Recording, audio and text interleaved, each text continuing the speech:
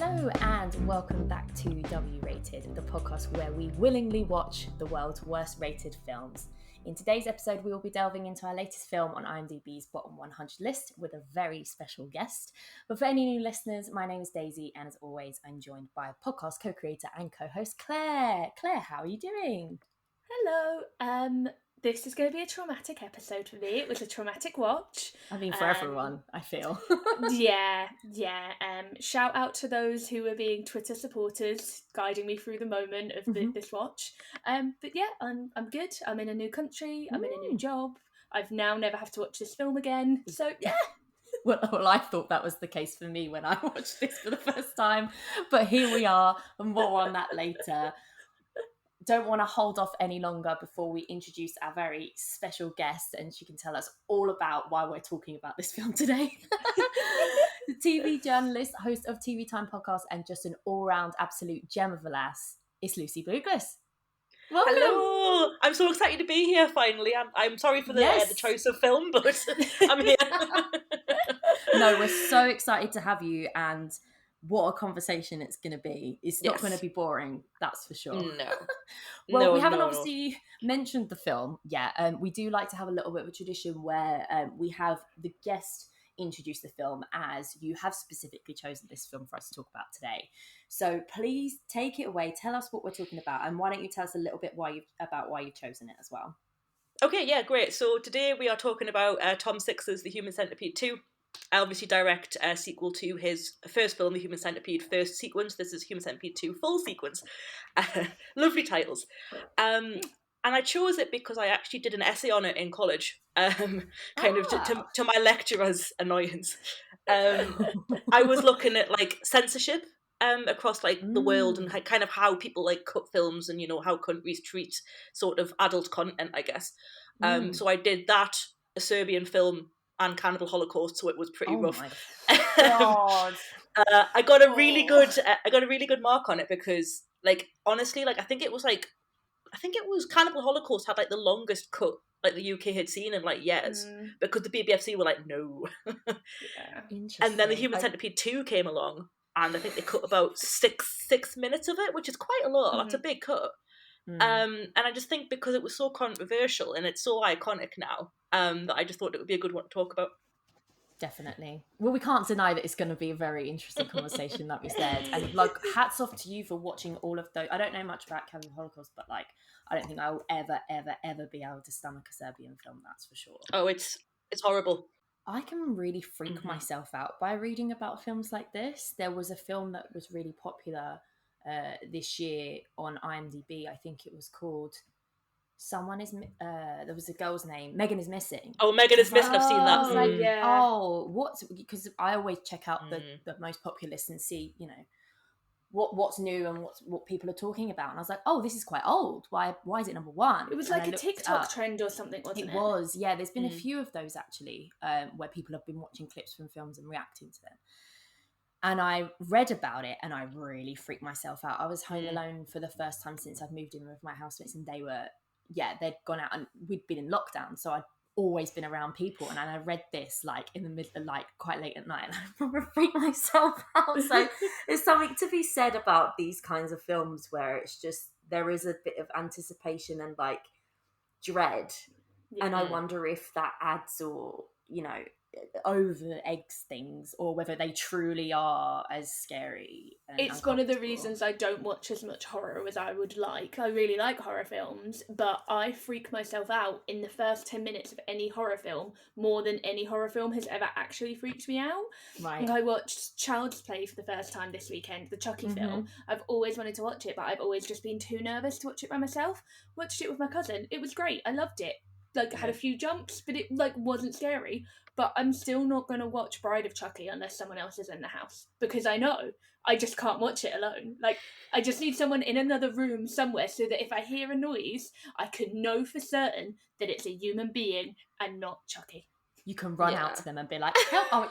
Oh, it's you. It's fine. I'll go back. I think I actively seek these films out, though, which probably says a lot about me as a person, actually. I enjoy really twisted sort of like kind of about the human psyche and kind of horror, and I like looking at things like that. So I don't know, I'm more compelled by it, I think, rather than scared at this point. Well, I can't That's wait just to me. get your opinion on this one. I have a lot of questions for you.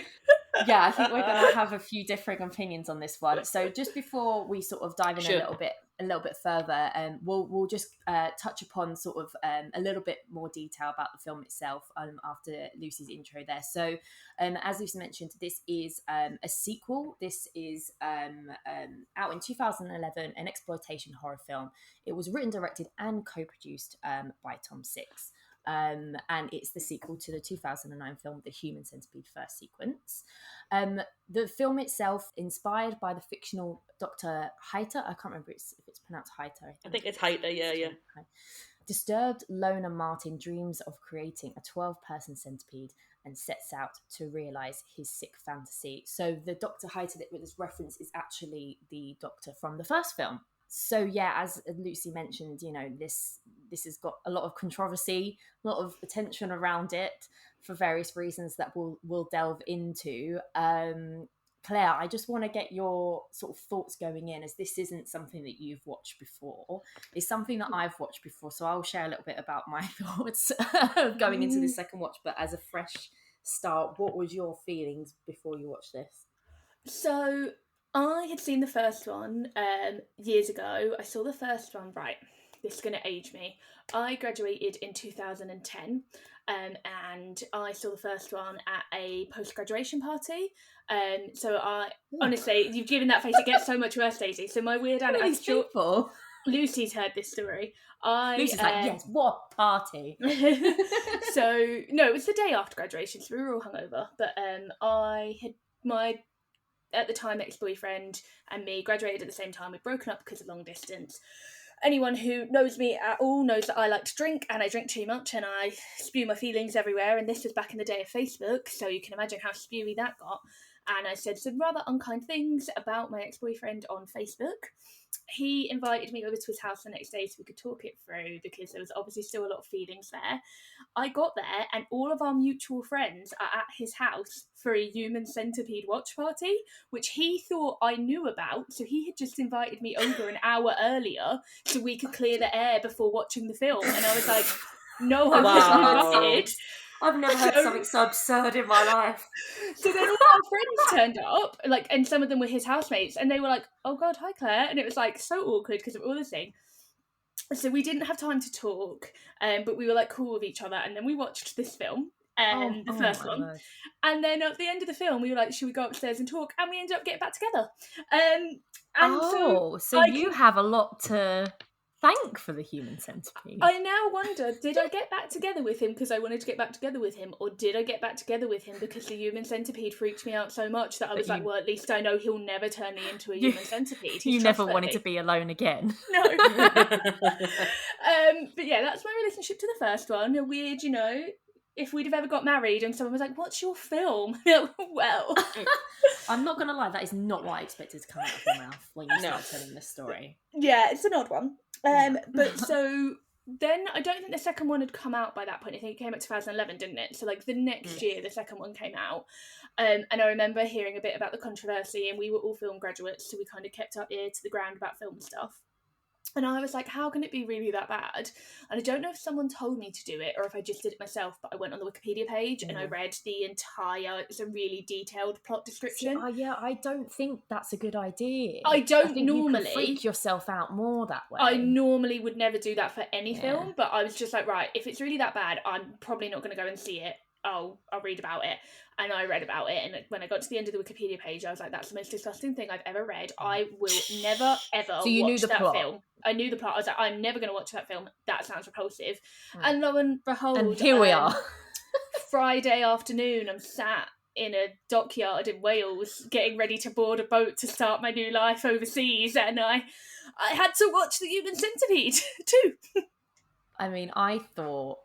I was in a similar position where I was like, right, I've only got a certain day that I can watch this before we record. and I'd had a really long week. I had to do coursework and film prep and all of this stuff, and I was like, the last thing I want to do right now is watching this. So I feel like we've really elevated kind of this viewing experience of not even really wanting to watch it at the time we watched it either. I mean, let me know when you want me to describe the visceral experience I had of watching this film, because it is like that watching the film is an experience as it is just the film. But I basically experienced a 4DX version of the film. I was about to say they took my joke. So whenever we want to get to how I find it very hard to pick apart my experience of watching the film and my experience of watching the film. It's a really good point, though. It's a really good point, and I think that's obviously like a bigger discussion for any film. But yeah, there's obviously memories attached, but also just like actual how you're feeling at the time of watching something, and the physical situation and surroundings. Yeah, whether you feel comfortable, whether you feel uncomfortable, and I'm gonna say for sure that you felt uncomfortable. Oh god, yeah. I mean, you both got various text messages from me as I was watching it was like a running commentary. I absolutely loved it. I absolutely loved it. Cool. So just before we go proper in depth with the film, I'm just gonna mention, because I don't think I did it at the top of the episode, that this has a 3.8 out of 10 rating, which for the bottom 100 isn't too bad, would you say, Claire? I think that's probably kind of high. Yeah, I think it's probably one of the higher ones. Well, we do know that originally this was ranked at number 6 when we organised the episode. Have to say that we're having a bit of a theme where our films are falling off of the 100, where they're being replaced and moved around. This is a live list, so things are always moving and changing as things are rated. But what my insight to that is, guys, is that between seeing this, organising this episode, and now, enough people have rated it highly enough, or I suppose the opposite way around is maybe there has been a film that's been rated worse than this for it to have shifted. There's been something like 6 to 7 films added that are worse than this, which means people think there's at least 100 films out there worse than this film. And I would like to do the official Claire W rated check and lose my shit. I just did the Rotten Tomatoes check. This film has, just looked, I've already forgotten, but it either had 26 or 29% on Rotten Tomatoes. So it's higher than Flintstones. The Flintstones has 20%. So people out there think that this film is better than the 1994 The Flintstones. So I beg of you, once more, our dear, dear listeners, if you can get out there and get on Rotten Tomatoes and just help John Goodman, help Barney, help Fred, help Winwer, help Dino and Pebbles, please. Don't let people think the Human Centipede 2 is a better film than The Flintstones. I think though, like, to help Claire's mental state, actually, is what it's obviously, like, I appreciate your breakdown there, Claire, but you brought me on for a reason. Right, and I think you're going to defend it. Yeah, please. There is a massive cult following for this film, and for Tom Six's filmography in general. So I think there's a lot of like extreme horror fans that might see this in a better light than other people, and perhaps they're the ones that have the power in that sense. He has a lot of fans. Flintstones Hive, right. He follows me on Twitter. I follow him. Shout out Tom. Way. Yeah. That's amazing. And I've met the main guy who plays Martin in this as well. Nice guy. Oh my god. I'm not gonna lie, I'd be really scared. He's lovely. They always are, aren't they? Like... Yeah, he's a really nice guy. Yeah, Lawrence R. Harvey, really nice guy, yeah. If Tom has found his way to listening to this episode, I will apologise now for anything I say. He's fine. He loves it. I'm sure you have heard worse. I did like the first one. I genuinely thought there was a lot to be said about the first one. This one, different opinion from me. Sure. I think Tom Six is really chill though. Like he literally retweets all his hate comments. It's so cool. I love it because he likes it. I'm sure we'll go into this further when we actually discuss the film. But he, this is kind of part and parcel of what he does and why he does it, right? Exactly. That's So Lucy, tell us a bit about what you actually, because I'm really intrigued to know more about this censorship side of things. But ultimately, like, first off, like, what do you think about the film? I don't think it's as good as the first one, to be honest. I think the first one is...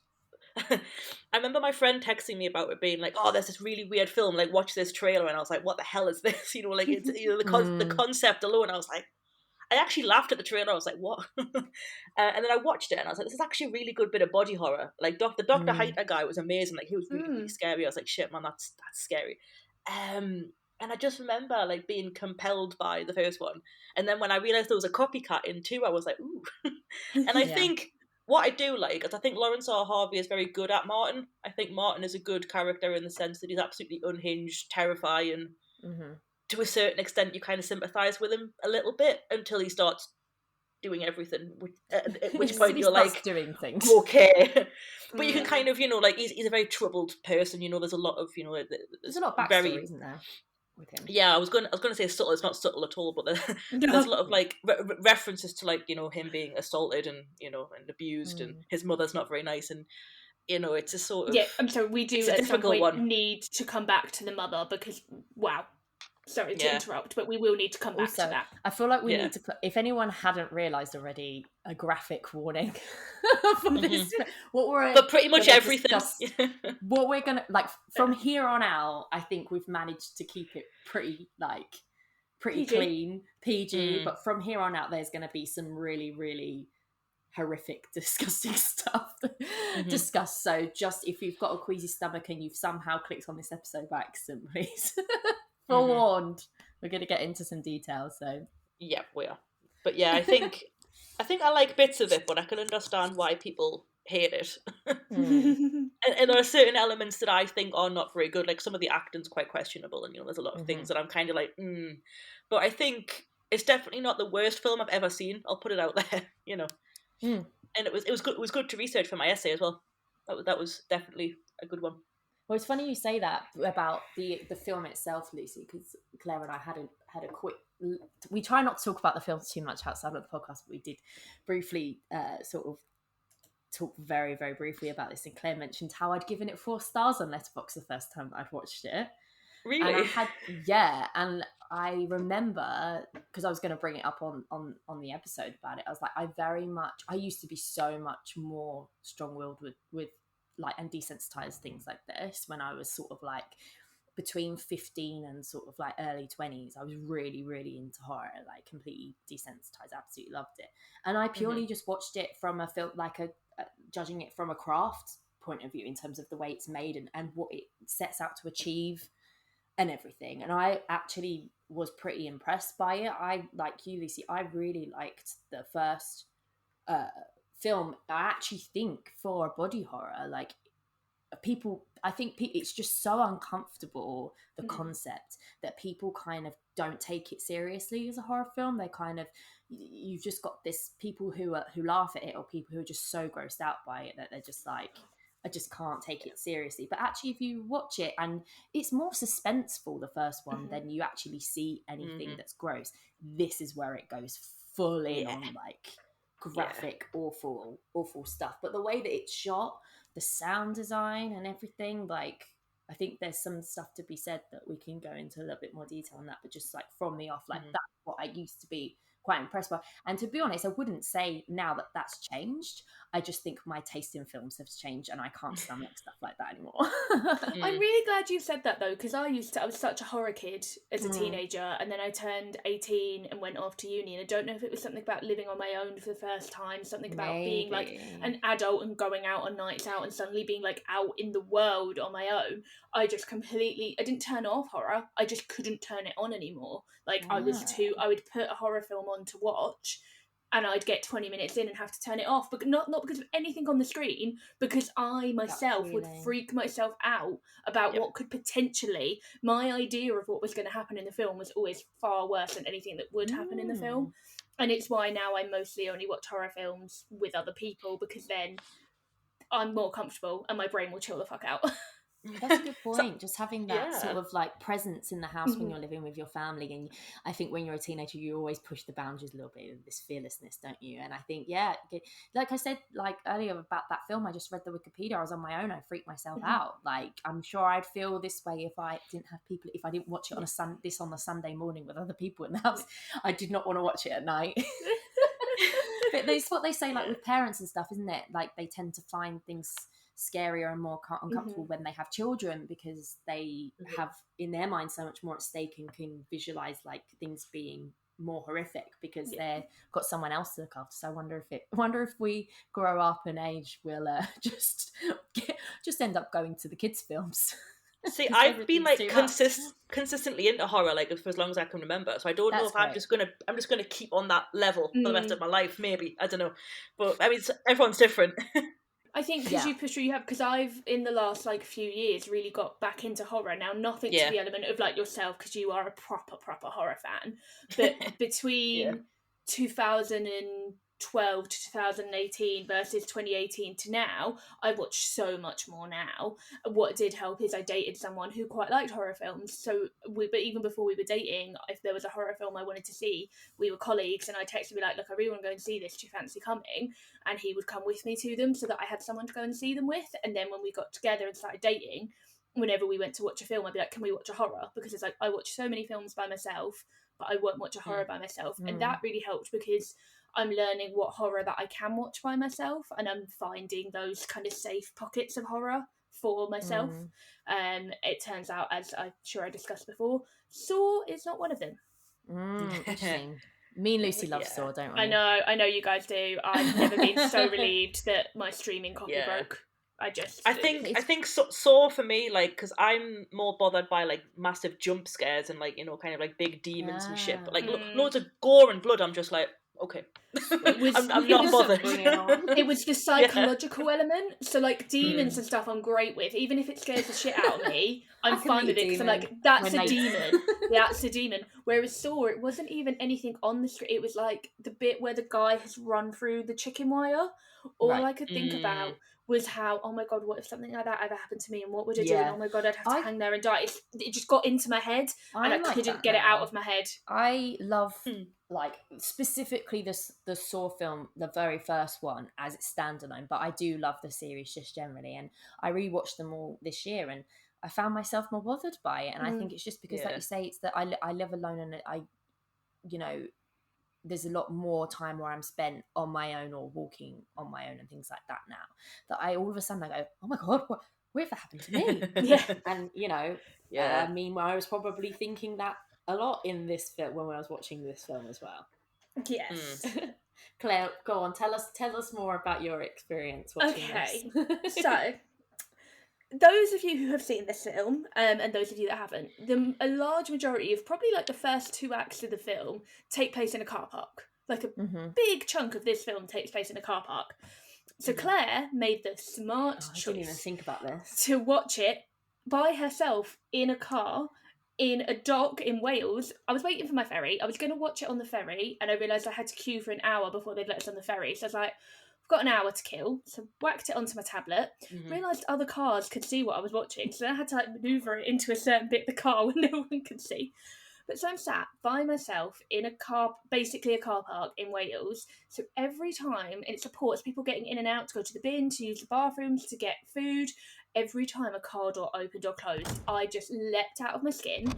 And I'm sat watching the film quite intensely, making notes. So every time a shadow came past the car of just people just very innocently walking past, jumped the fuck out of my skin. And then, I don't know why you did this to yourself, honestly. Why?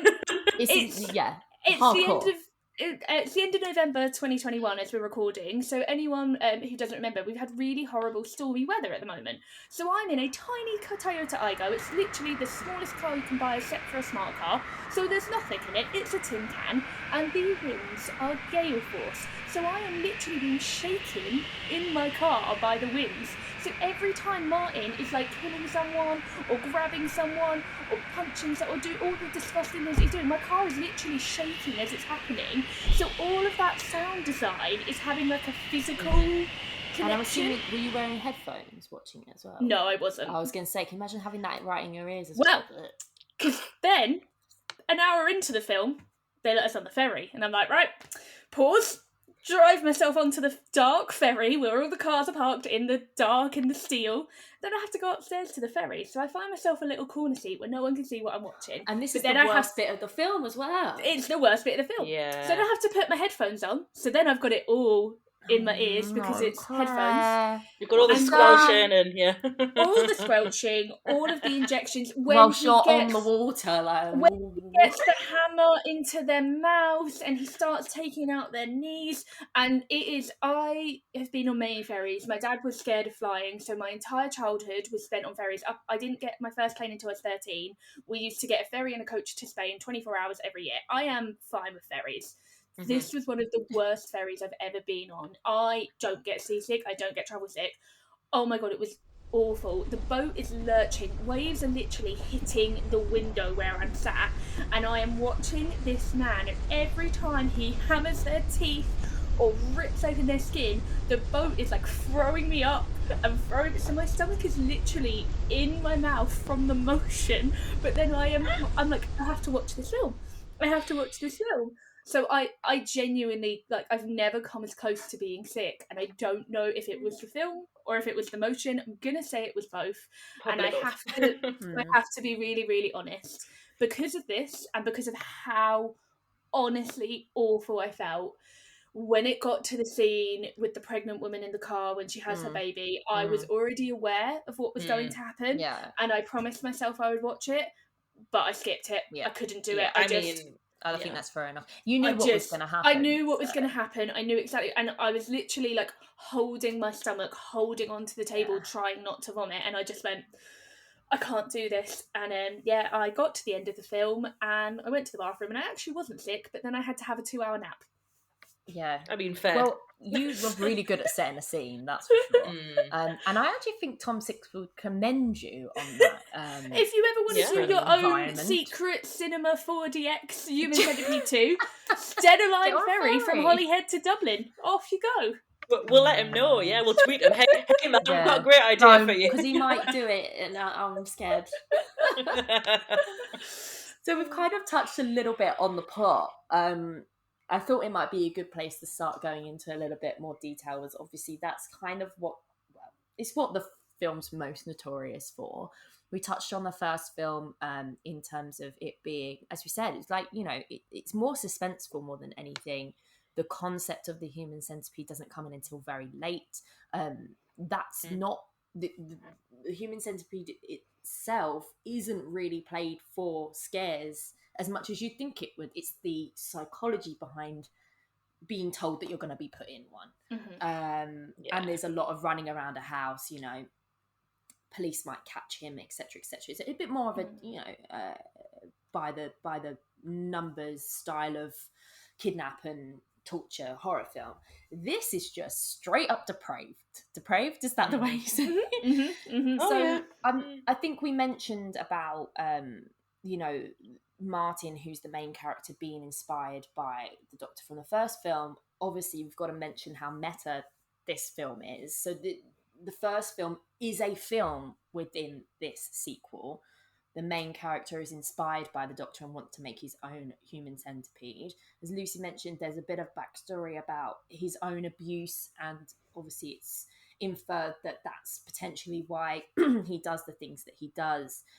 But it's just non-stop horror, and I say that in not a normal way. I would say horror, just like every scene there is something that you will have not seen before in another film, because there's no letting up, really.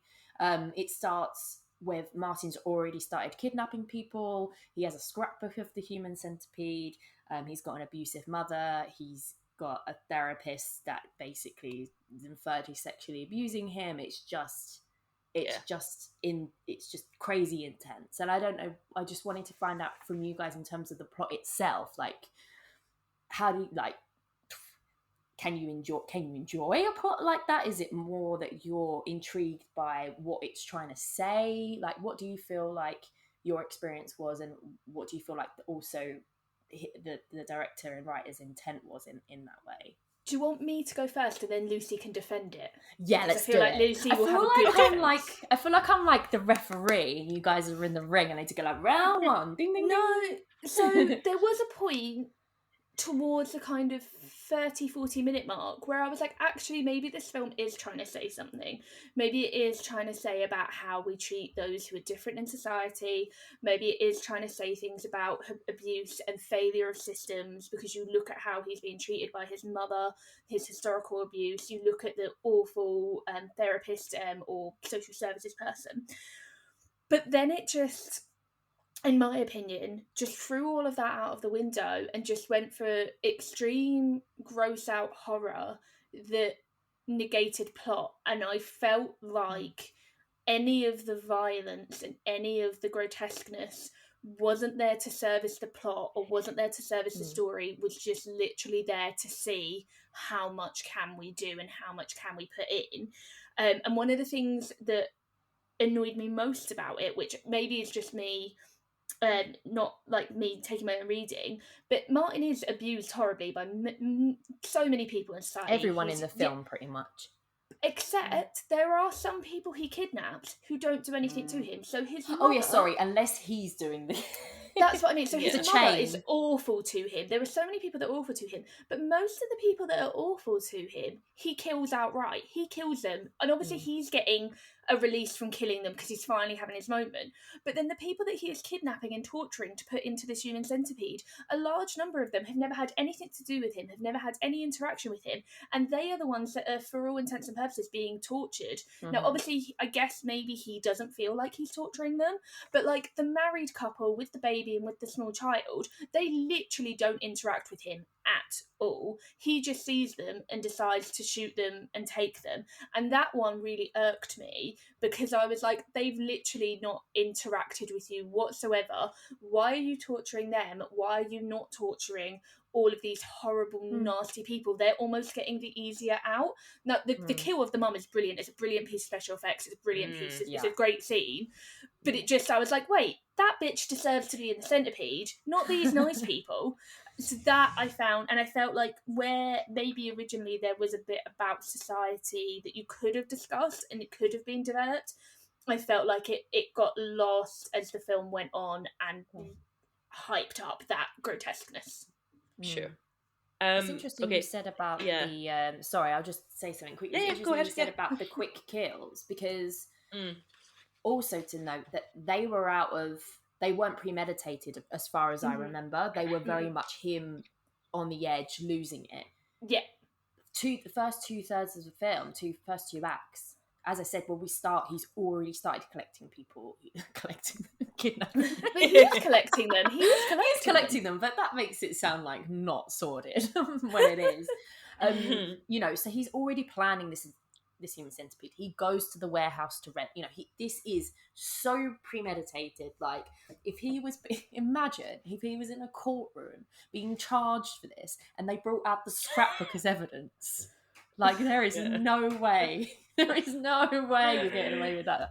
But it's in the third act that the kills start coming in, and they are pure out of passion in the moment. He doesn't feel... He feels powerless when he's around those people, and it takes something for him to do that. So I wonder if it's the power dynamic of he finally felt powerful enough that he kidnapped all of these people and then was able to murder them. But I completely do get your point as well, and I think that's why it wouldn't sit right with a lot of people. But if we're looking at that specific detail, why it just doesn't necessarily maybe feel connected, like fully, doesn't feel like a full circle by the end potentially. But I'll let you go ahead, Lucy. Go ahead. Yeah, no, it's an interesting point that Claire made. I think the way that I would kind of argue against that is maybe he was trying to emulate Dr. Hightower in the sense that, remember, he didn't know any of the people that he put in the original Centipede either. They were just random sort of bystanders. So maybe he was trying to sort of, as a copycat, do exactly what he was doing. True. And if he put people in that he knew, would he have too much of a connection to it? I think maybe he wants to put people in that he doesn't know, so he kind of can remove them as people away from it. Obviously, I don't know if that's correct, but maybe that would be an argument to make, in the sense that he's just trying to distance himself from it. He's seeing them as specimens rather than humans. Yeah, and I think the way that I would look at it as a plot is it's critiquing obsessive fan culture and how far can you go? How far is too far? Tom Six isn't advocating for this. I'd hope. It's kind of looking at what happens if someone is so obsessed with a thing that they just take it as far as they can possibly go, to the point where, well, the events happen. And I think what's amazing between the two as well is you've got the first one, which is very clinical. It's very, Dr. Height has got all these tools. He's got like these diagrams. And he's like, here's what I'm going to do to you, and it's pretty, ominous. In the second one, it's chaos. He doesn't know what he's doing. He's not a surgeon. He's got no clue what he's doing. He's just going in there. Oh my god! When I realised he was using a stapler, I was just like, yes. I lost my. I was like, what you? That's what got you. Number one, how? But obviously, this film isn't. This film isn't engaged in the science like the first one was, and that's part of Martin's psyche as well. But I was just like, a stapler, really, a fucking stapler. Yeah. I was like losing my mind. It's so amateur, right? And I think that's kind of the point, and I think it's almost taking the piss out of, the shoddy way that fans would emulate what they see on screen, maybe that's what he's trying to do. And I can understand why it would piss people off, because it's not a nice film, it's horrible, and it's not for everybody, but if you're going to look at it as a sort of critique of that, I think it's actually a pretty good plot, to be honest. Hard to get through. And interestingly, Martin doesn't hurt the kid either. That's something that I noticed about him. I was like, So perhaps he does have some kind of moral compass, but he's a very complex, because he never says a word, so we just don't know what he really thinks. Yeah. But I was quite kind of struck by the fact he doesn't hurt the toddler. It's like, that's very interesting. And he actually becomes quite distressed when he thinks that the pregnant woman's died as well. Yeah. It's quite strange. I'm not quite sure what that was trying to say, but I think for the most part... I didn't know if it was just because he always would... The only time he would get visibly upset is when someone that he didn't mean to kill died. And I've seen other people have made this conclusion as well, is that he can't then use them for the centipede.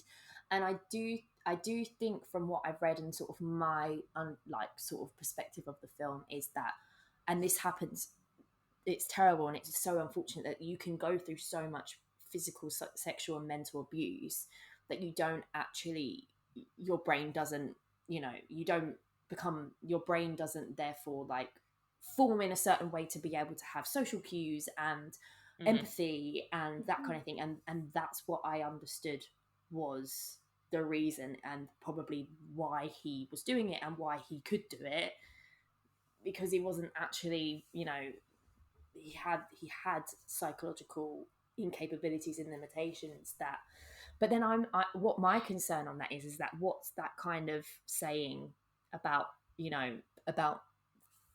mental and sexual abuse sort of survivors and stuff. I that made me feel a bit uncomfortable. Because he also, as well, he definitely has some special, developmental needs and things like that, because he is a selective mute. It's quite clear that he has a lot of kind of developmental issues, whatever the correct way of saying that would be. And I did want to kind of look up, because I know, there have been a lot of people who talk about how certain tropes in horror are really harmful to people from the disabled community and people from all sorts of those privileged communities. So I did kind of mean to look up what maybe people had said of it, and then I kind of thought, do you know what? I don't think I even need to, because I'm going to imagine that they would be horrified by the film. And I wasn't...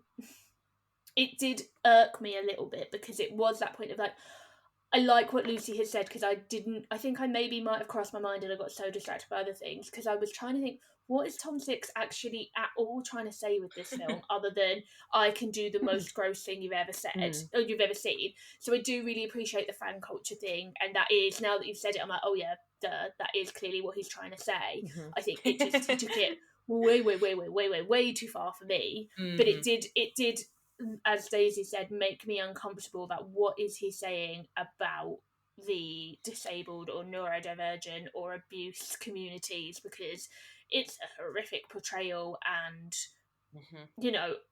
that man is terrifying in the film, and I don't want to be terrified of other people.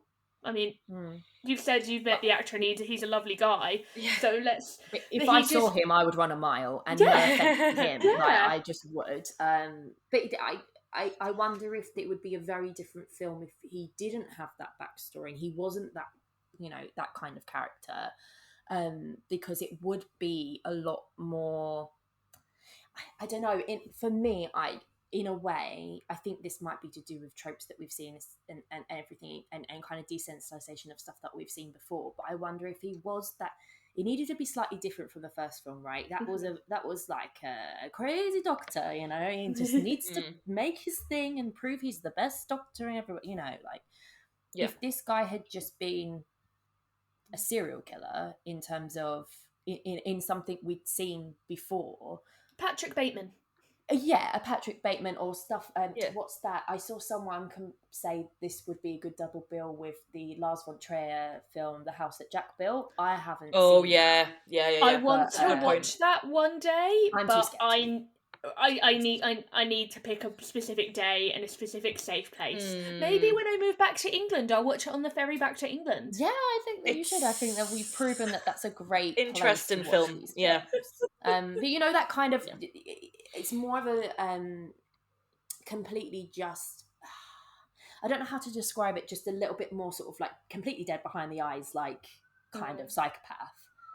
Because he didn't go that way, it was so much more uncomfortable. So I don't think it would have been, because for me, I think it's the icky nature of all of that stuff leading up to the centipede, as much as the centipede, that made me feel uncomfortable. Just the dark and dingy environment, like any scene with his mother. Any scene with his mother, like the stuff you hear, like his flashbacks of his dad speaking to him, just everything just makes my stomach turn. So when you get to the centipede, you're already like, ugh, get me out of here kind of thing. So that makes it so much worse. So I do think it would have been a very different film if he'd gone a different way. Yeah, it's an interesting kind of point, because obviously I can completely understand why people would be pissed off by, the kind of the inference that maybe people on that kind of spectrum would behave in such a way. But I would like to think that that's not what he's trying to say. Sure. I hope. But I don't think it is. No, it's a big excuse me. It's a big sort of kettle of fish, isn't it? It's a big thing to kind of open up. And obviously people can think what they want, because, everyone has a right to an opinion on a film. But I think, to an extent, like, I always ask myself, like, am I supposed to feel bad for him? Like, am I supposed to sympathise? And I think maybe I am, but at the same time, how can I? Like, it really messes with your head, this film. I did, in fairness, I was trying to hold on to the very small part of me that did feel sorry for him. I really was. I was clinging to that for so long. And then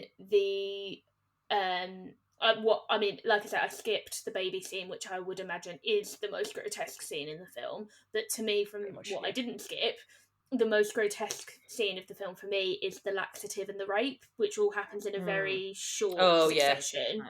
And that was the point where I'm sure I even wrote it in my notes. I just went, fuck this film. I'm done. That was the moment where any sort of sympathy I had for the character, any tiny bit of maybe he is trying to say something, maybe there is something to this film, that bit, I just went, it's beyond what we understand about what he wants, right? This whole time we know he just wants to copy that, etc.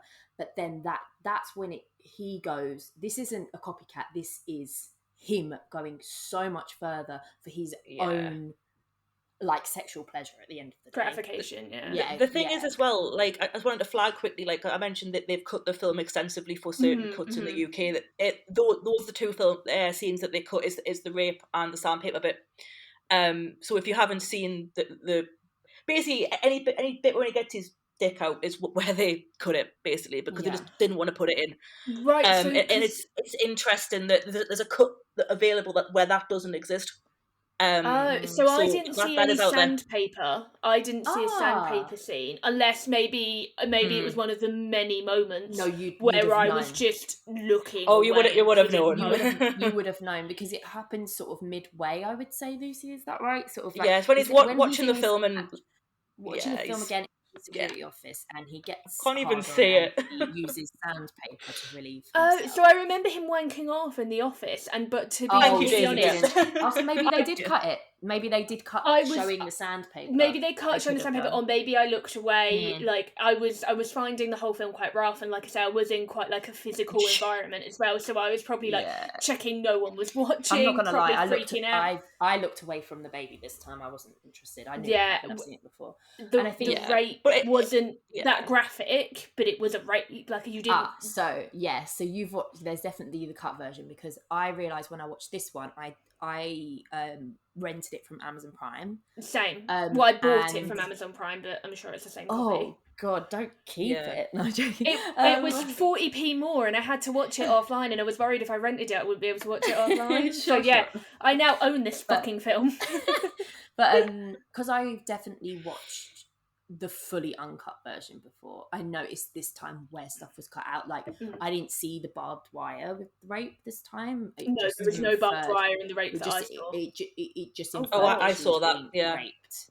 Yeah. Oh God! You actually see him grab barbed wire, I think, in the original. Yeah, one. I've seen the whole thing. Yeah, yeah, I've seen the whole thing, but not this time, and I'm quite glad. Yeah. Oh my God, I was pissed off enough before I knew that was. Oh my God. So this is the issue with this film, I think, is that people are going to see different versions of it, and I don't know, it's kind of hard because everyone's on a different page with it, unfortunately, because there's so many things that have been cut, and I mean, rightly so, frankly, but it makes it harder to sort of see where people are in the film. Because I was trying to figure out those scenes are awful though. They're awful. Yeah, I tried to figure out what version I'd watched, and it didn't clarify. And it doesn't say uncut anywhere, but it also doesn't say what rating it is. So I'd be interested to know what version. Very confusing.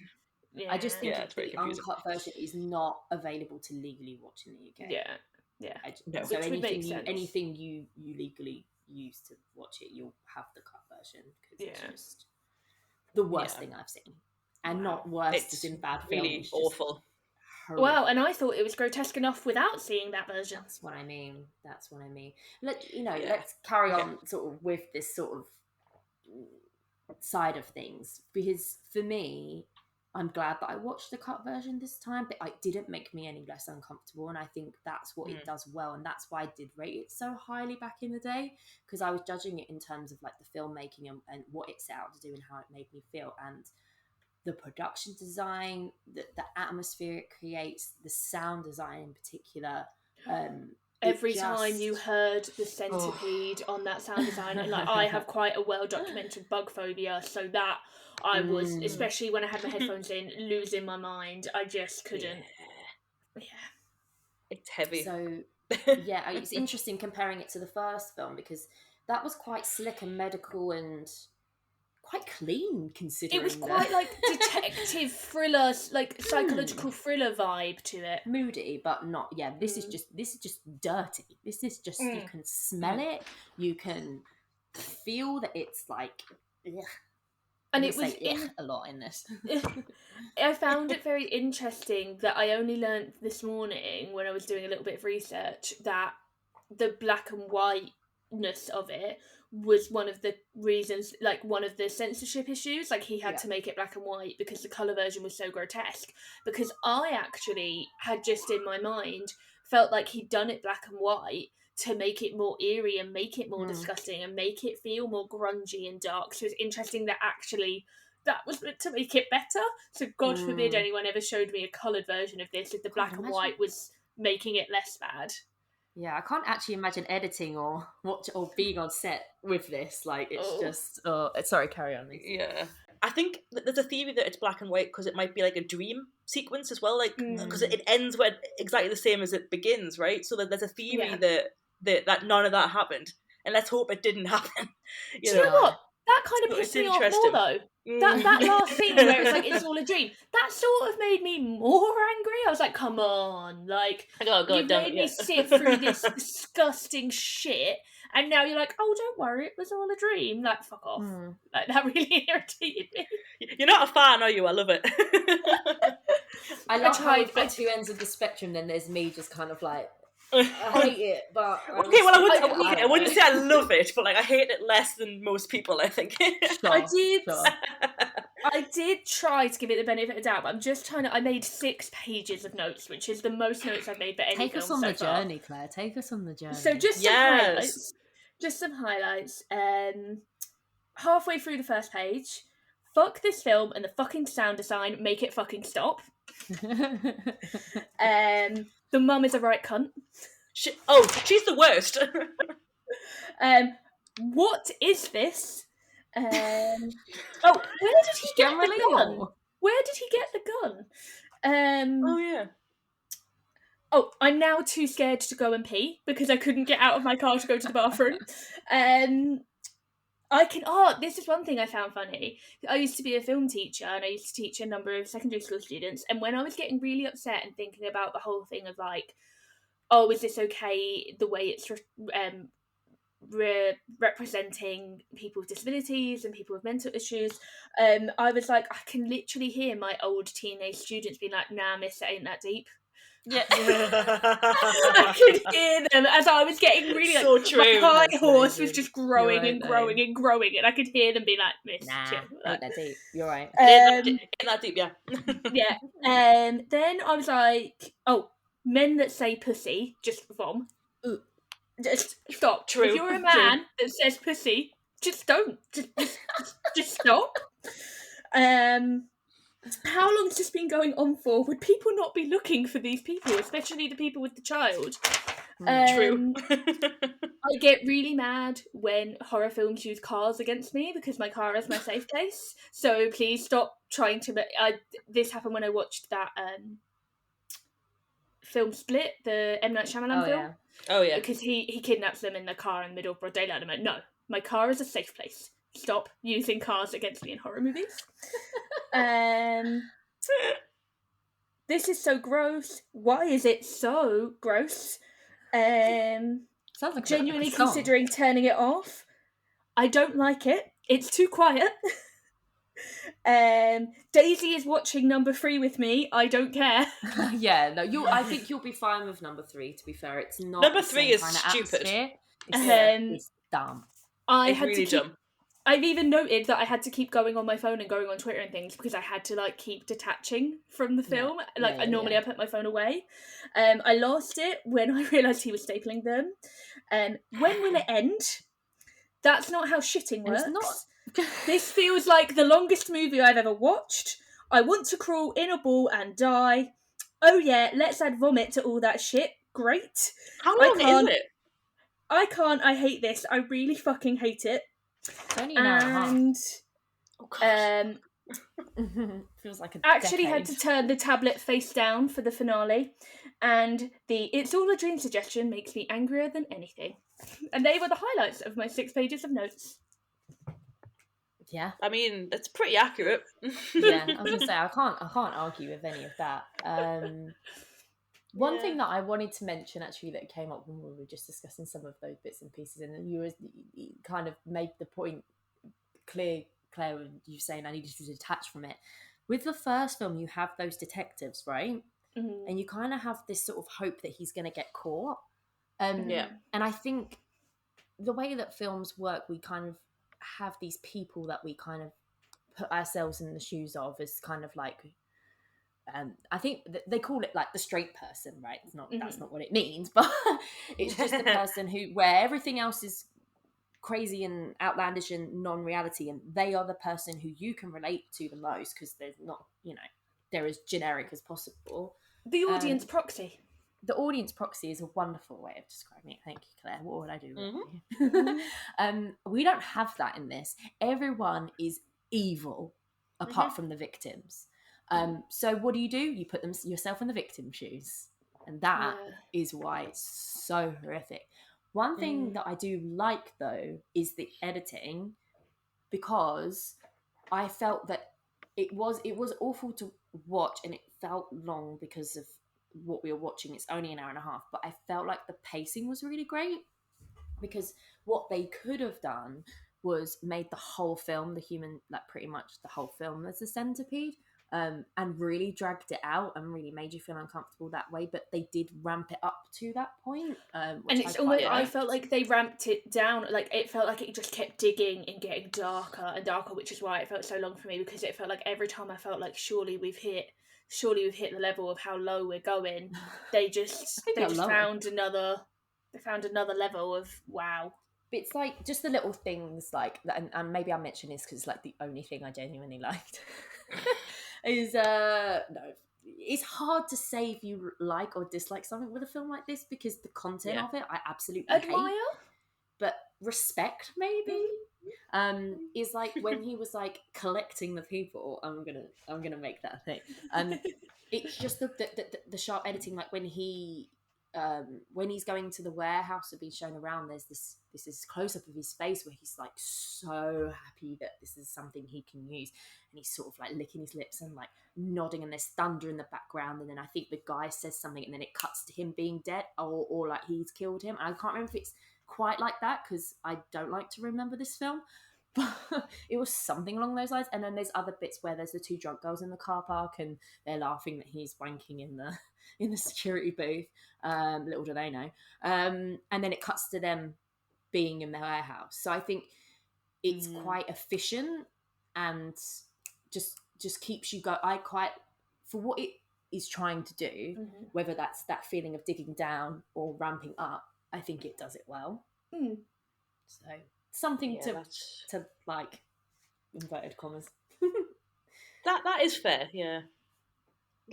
The other thing that I actually did like about it was I loved that one of the actresses from the first film came back. Yes. I was like, fair fucking play. Like, that's cool. Good.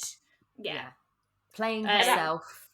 I do love the kind of the idiocy that they think it would be so easy to get on like a Tarantino film though, because that's the guise that she's lured under.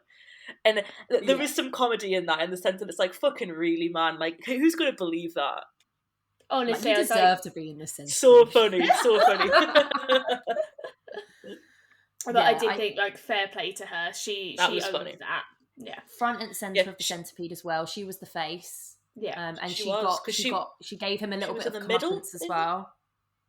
Yeah. Oh, was she? Yeah. Oh, so she had the worst. She had the worst. Because the man was the front of the first one. The first one, the man was in front. So I don't know if she was middle or behind. Because obviously at the end of the first one, either end die, and it's that horrible thing that they leave you with. She's in the middle. Poor person's in the middle with two dead bodies. Just gonna fact check that. Not that anybody cares, but no, do it. We care about being accurate on this podcast. Fact check it. Let's see. I think she was. Yeah, so that's pretty brutal.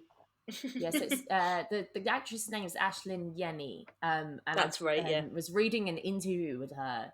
And she said that when she did the sequel, her mum and her grandmother came to LA to attend the premiere with her. God. And yeah, they were both grossed out, but they still loved it apparently. So, you know, good what for them. What a supportive family. Yeah, man, can you imagine being like, I've got a role in a film, what are you doing? Well, about that. Yeah, wouldn't you like to know? It's like, I will tell you, but it's not a porn film, it's worse. Well, and the thing is, she probably didn't even know half of the stuff that was going on in the earlier half of the film. Yeah, no, it's strange. So, I think the only other... because there's a few other... women as part of the Human Centipede, but obviously the other main female character in the film is the mother, who we've all flat out said that we're not a fan of her. No. Any thoughts? Well, my initial, maybe I was being too over the top about it, but I was like, if you hate your son that much, either A, throw him the fuck out, or B, leave yourself. And that's when I started to get a little bit into like, maybe it's a commentary on like society and the benefit system and how we look after people, and maybe she can't afford to move out. And like, I was like, got really meta about it, and then I was like, no, she's just there to be horrible. Yeah, not that deep, miss. They weren't even allowed to call me miss. They just call me like ma'am or something like that. So like, it really was like, but yeah, it was. I just kept getting really meta about it, and I was like, why is she so? You were really trying to find something worthwhile in this film. I really was, and I failed. Some kind of purpose, or... She's just one of the worst characters I've seen in film in the last year. Yeah, she's odd, and I think... Like, I don't know the actress, I don't really know who she is, and, like, no offence to her, but I just found the performance quite cringy, to be fair. I was kind of, this is really a strange performance. It was I one don't note, know. and it was all shriek. Yeah, And I think literally. contrasting the fact that he, as the lead role, had no dialogue. Exactly. But actually had a lot of levels. They were all sadistic and insane, but there were levels. Yeah, Yeah, like just kind of... he's a great performer, and obviously the Centipede pieces are good performers. You know, obviously the way they kind of show their like dread and stuff, and the way they perform when they're together. But she was just very different. It just didn't really work for me. Yeah, she definitely stuck out.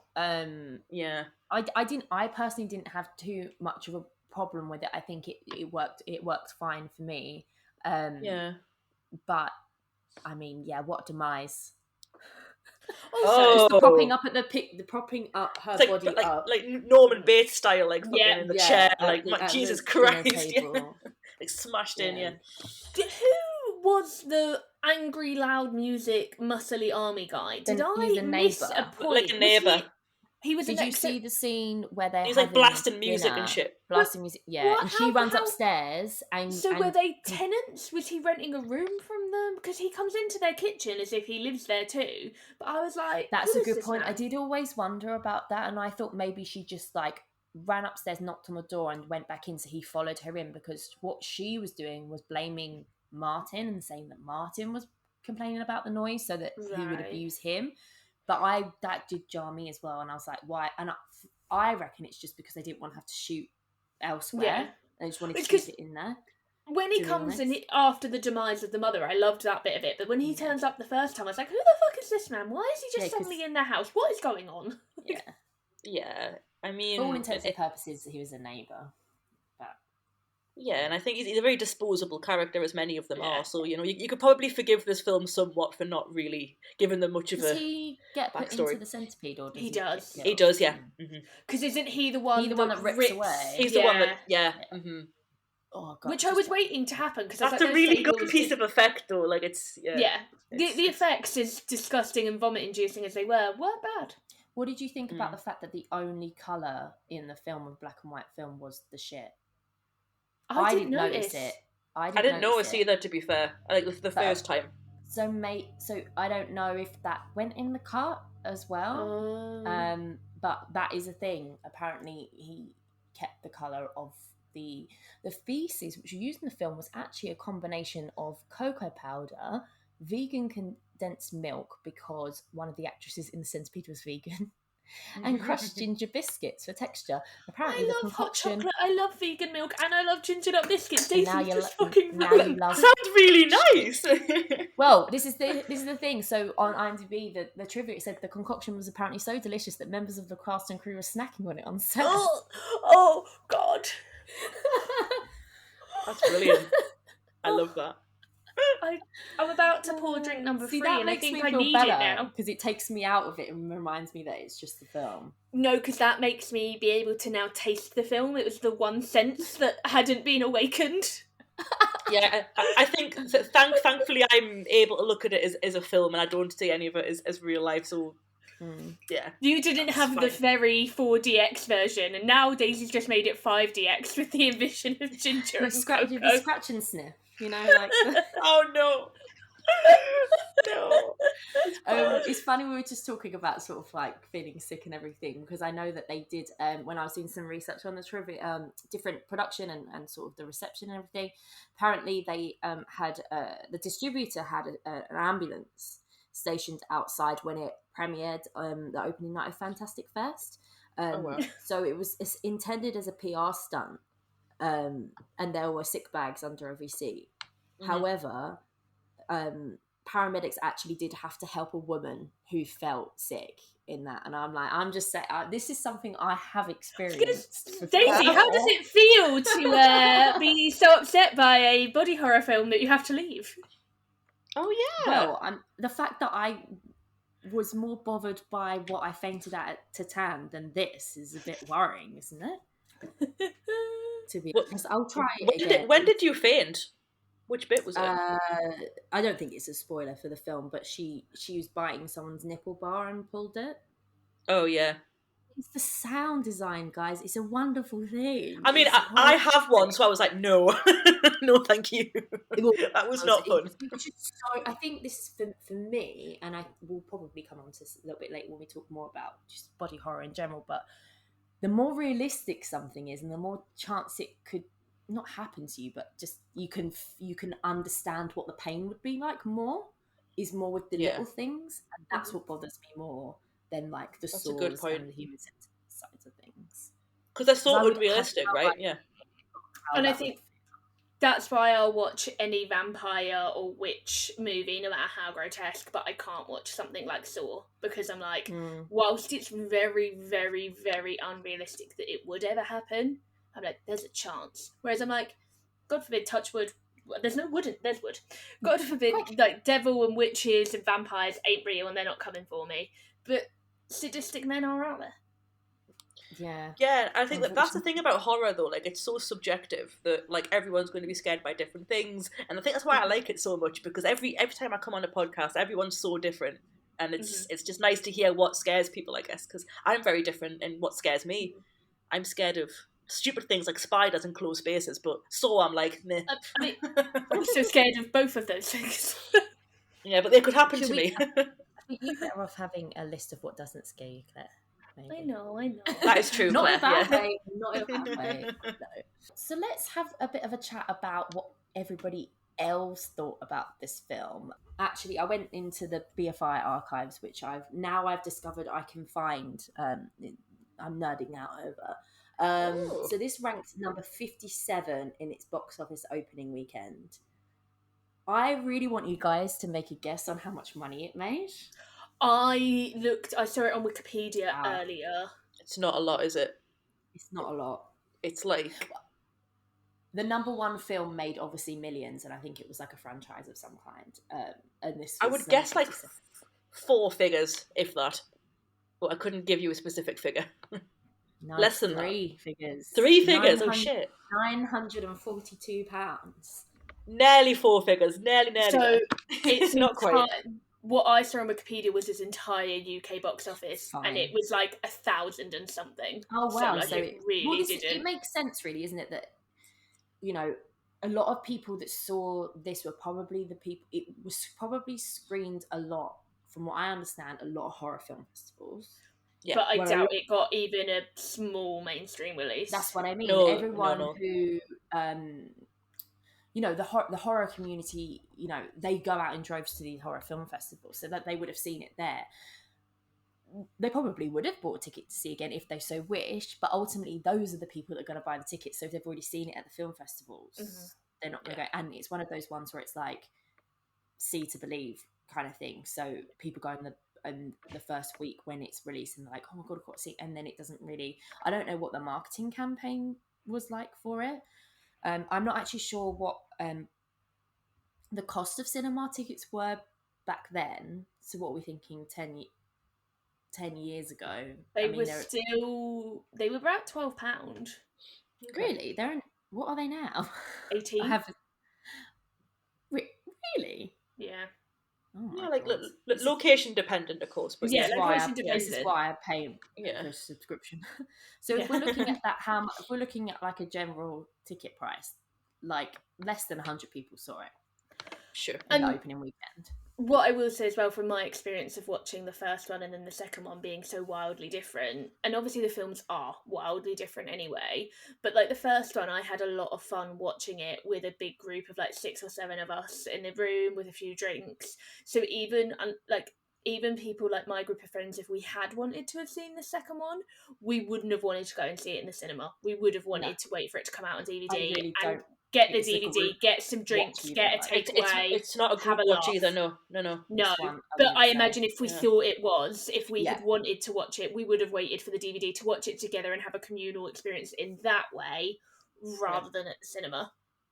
It's interesting. Yeah, I've suddenly thought that now. Like, I can't imagine. I can very much imagine watching the first and third one with a group and kind of just like having a bit of. We'll be watching the third one with a group, Daisy, because I'm not doing this alone again. Fine. I don't mind. I'm more than happy to see it. But the second one, I just would feel even more uncomfortable with people around me. I think it's So there's a few sort of quotes I like to pick out from some reviews that I've read. Let's see if we agree with some of these people. So Eric Cohn from IndieWire said, most scenes pit the grotesque ingredients against a pervading dry wit that sets the movie apart from the persistently grim aura of the first installment. Although when it veers into farce, the film loses any semblance of scariness and turns into trauma-style camp. It's a good argument. I've never seen any trauma films, so I'm not sure. But I think I don't know if I would ever associate camp in this film. Yeah, I think what it might be alluding to here, though, is the scene where Martin is basically forcing them to shit, essentially. Yeah, because it becomes stupid at that point. And I suppose you could argue that that's camp in the sense that he's like, blowing raspberries and trying to make them do it, and it's kind of like, this is really awkward, to be fair. I get what he's talking about. But when I think camp, I think of Nicole Kidman in Prom, and I think of having a good time and looking at sparkly outfits. You weren't having a good time? What? I think the man next to me was having a great time trying to figure out what the fuck was wrong with me, because I could just see him every so often. I have a very small tablet, so I was really trying to angle it so that no one would see, because I was so mortified that someone would see it and be thought like, we were watching porn, which is better than this. That would have been better. Yeah, but I was worried people might think I was. People just like, what the hell was wrong with that woman? So I was really, and I could just see him every so often because I was being quite physical with my reactions, and he was just side eyeing me what? I might actually make a poll on Twitter. I might just say, would you rather watch porn or the Human Centipede 2 in public, and just see what people say? Be caught watching. Not okay, would you caught watching. Yeah. Cool. I'm really curious what people would say. I would rather watch this than porn in public, but I think if someone was going to catch me, I'd rather be caught watching porn. It's less explanation. At least that's normal, isn't it? Porn is normal. Yeah. Human Centipede is not normal. No, it certainly isn't.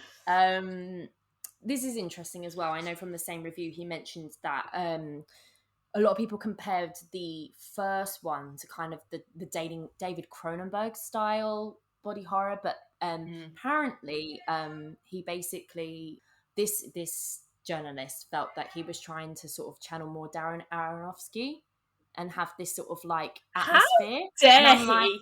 Don't you bring my man into comparison. How dare he? I'm not quite sure how he got there. But sure, okay. Film subjective. That doesn't make any sense. I mean, I'll fully admit that. Yeah. What? So the same guy said, like the original, the most shocking aspect comes from the revelation that Six can actually tell a story. Harsh. What? Vulture gave it an absolute 0. The movie is I think this is Latin, reductio ad absurdum. Ooh. I'm thinking just say absurd, okay? A sick joke taken to extremes, beginning with a goof on the notion that horror films inspire copycats, and ending with a test to determine whether some people will watch anything. All right, yeah, I can see that argument. But when you know for certain, because Tom Six has said that he was, as far as I'm aware, he was inspired by the fact people were asking him, what would you do if people copied your first film? And that's why he made the second film. I feel like that's kind of a bit moot. Because that was the inspiration. Yeah. And I think Tom was just trying to be controversial anyway. He was trying to be like, look what I can do. Haha. He doesn't really care, I don't think. That's what I didn't like about the film. I didn't like that clearly did feel like that's what he was going for. That's what pissed me off. But actually kind of turning a bit of what you've just said there, because I'm really against the whole video games and horror films promote violence. No, I'm sorry. Mainstream media, everyone watches them. The person who's going to commit violence, that is not the impetus that makes them commit violence. No.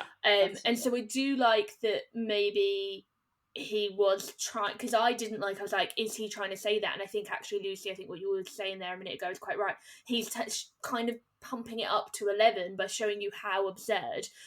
How would anyone ever fucking copy that film? Okay, let's see what would happen if someone did copy this film. This monstrosity of ridiculousness and stapling people to each other. Obviously no one could ever copy it because it's so absurd. Yeah, that's a really good point. Really good point. Very astute, Claire. Thanks. I feel like I just offended the film. I take it all back. I'm living. I'm happy. And just for good measure, I don't know, Claire, if you've got any reviews you want to share, but just for good measure, we do like a funny letterboxd review or two. So from Phoebe, she said, "I've decided to never watch movies again." I think that's fair. I think that's a fair point to make. Nixon did Brexit. Username. That was my one. This is the one that I found. Go on, you go on, because I feel like this is I thought you meant it was your review. I was like, what? No, I did want to clarify that. I didn't write this. It's just the letterboxd review that I vibed with. Nixon did Brexit, gave it 0.5 star. I'll take my lobotomy now. And a peaceful little emoji. And that's exactly, I was like, that is how I felt. Well, and so I'm gonna, it's not a letterboxd review, but I might copy and paste it and make my letterboxd review. It's the text message I sent Daisy, I think towards the end of the film, and my 2-line review was, "This film has made me want to die. I want to crawl up in a ball and be dead." Wow.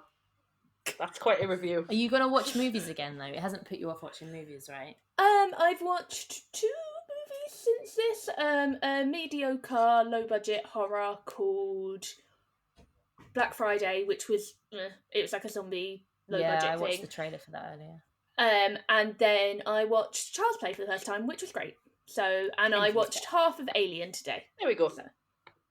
Just to cleanse the palate. So you haven't lost your faith in horror. That makes me very happy. Yeah, that's good. Yeah. I'm gonna go through the Chucky franchise for the next month. I've got one more little shout out for Lawrence R. Harvey. This reviewer Ava Pope says, "The absolute only good thing I can say is that the casting for Martin was fucking perfect because that tiny little man still haunts my dreams years later." Can we name check him? Because I don't know if we said the actual actor's name, and he does an amazing... Lawrence would love that. Yeah, Lawrence R. Harvey. Yeah. Lawrence R. Harvey. Yeah. Brilliant. Because, what a performance. I, like Daisy said earlier, would run a mile. Yeah, it's Lawrence R. Harvey. I've met him. Yeah, he's a nice guy. So what was the context of you meeting him? Fright Fest 2013, like years ago. Yeah, he was so I didn't see the Human Centipede 2 at Fright Fest, but I met him a few years later when he just attended as a guest, basically. It's really I'll actually send you guys the picture on WhatsApp later, but I've still got it. He's a really nice guy. I look very drunk in it, but it's a funny picture. Love nice it. Guy. This did actually win some awards, guys, as well. As you can imagine, they were horror related. Oscars, no. Yeah, imagine. So the Fangoria Chainsaw Awards, interestingly, it won Worst Film, nominated against the remake for Fright Night, Shark Night, Creature, and Paranormal Activity 3. Hey, Paranormal Activity 3 is actually decent. How dare? Not as good as 2. Oh no, I didn't like 2. I really liked 3. I found 2 very mediocre. I can't really remember 3. I might have to rewatch them. 3 was the one with the creepy granny set in the 70s. Oh, I don't remember that. I shall have to rewatch. But it was also nominated for Best Limited Release / Direct-to-Video Film. So it won Worst, but was also nominated for Best. The winner of that was Tucker and Dale versus Evil, which is a great film. I've never seen any of those. That's a franchise I need to get on. Yeah, me neither. Fright Meter Awards. Lawrence R. Harvey was nominated for Best Actor, and it also got nominated for Best Makeup. There was a few other nominations for other awards, but they were sort of the main interesting ones. And I would say, like, a shout out to, I should have found out their name, but the sound designer, because I absolutely fucking hated the sound design, which means it was really, really good. He did a good job, yeah. Yeah, for sure. Definitely. There are a bunch of people listed for the sound design, so we will do a little screenshot of them and post it on our Twitter, because I do feel like they all deserve a little moment of glory, and we don't have time to list them all. So we'll pop them on Twitter and Instagram. Yep. A little pat on the back for making me vomit and giving me nightmares of bugs again. Okay, guys, let's have a think. Let's have a chat. What do we want to rate this film? Has everyone thought about how they could possibly rate a film like this? I've got my rating. Go ahead, Claire. Okay. You can start us off. It's a 1 star for me. Okay. It's not a 0. It's not a half. I have some films that I rated half a star. I think it's a film that has a clear narrative. And like we said, the sound design is very good, but I hated it. Some of the acting is kind of patchy, and I just, like I said, that moment in the final act where we get to the rape, and I'm so glad I did not see the uncut version with the barbed wire, because I actually think I might have thrown my tablet out the ferry window. Yeah, Amazon wouldn't have that. No, we don't like Amazon, but I do have to thank them for that one. But yeah, I found it vile. I found it uncomfortable, and not in a good way. You know, a film like Mother, I found very uncomfortable and claustrophobic, but in a great way. This gave me the exact same feelings, but in a completely other way. So I will give it the 1 star, because I do feel like that was the purpose of it, was to make me uncomfortable, and it did achieve that. But I don't think there was any merit in terms of, I don't really know what he was trying to achieve other than how gross can I be. And I don't think that's enough reason to make a film, personally. But that's why I'm not a filmmaker. Lucy, what are your thoughts? I'd probably say, like, is it out of 5 for you guys? You do? Yeah. Yeah. I mean, we've not really ever discussed it, but yeah, let's go for 5. Let's go for 5, just to make it clear how I'm approaching this. I would say about, like, probably 2.5 for me. As a horror fan, I think it's good. As a shock value, as horror, Lawrence R. Harvey is a great performer, great visceral performer. It's not quite 3, because 3 is like average, whereas like 2.5 is more like okay, but not quite on average, you know. So as a piece of horror, it's great. Is it going to go down in the history books? Probably not. Maybe for controversial reasons, but not as a story, you know. So 2.5 for me, definitely. Yeah. I really struggle, because I think for what it sets it out to do, like craft wise, I think it does so well, but I don't enjoy it. No. I've always kind of said the way I rate films is how I enjoy them, more so than how they're made. So it would be completely remiss of me to go around that now. But I do think that I kind of need to marry the two. If I was going to base this purely on like entertainment and rewatchability, I would give it a 1. If I was going to say about the craft, I'd probably give it a 3.5. So just because of how it made me fit, just because of how it makes me feel, I'm like, that's what he intended to do. And I think everyone, bar a few bits of patchy acting, did their job incredibly well for what it is.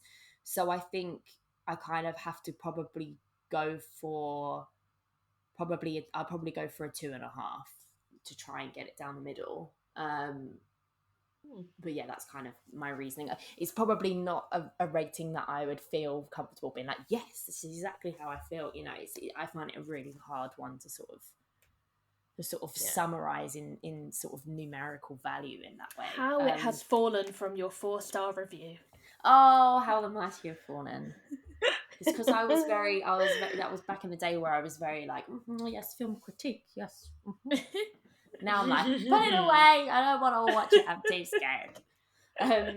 So guys, obviously this isn't on the bottom 100 anymore, but it was, and that's why we're talking about it. So yes, it was, if we, you know, when we saw it, it was on 96, so obviously it's not anymore. So if we sort of think about the fact it was in the late 90s of the list, do we feel like it deserved to be there, to be on the list at all? Do you feel like it should go back on the list?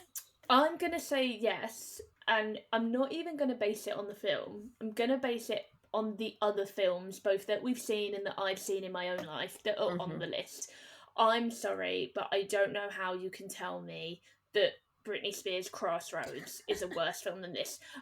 We haven't got to Crossroads yet. There are a lot of issues with Crossroads. I remember seeing it as a kid and loving it. I remember trying to rewatch it as an adult, and it's patchy and the acting isn't great. But I'm sorry, it holds up so much better than this does.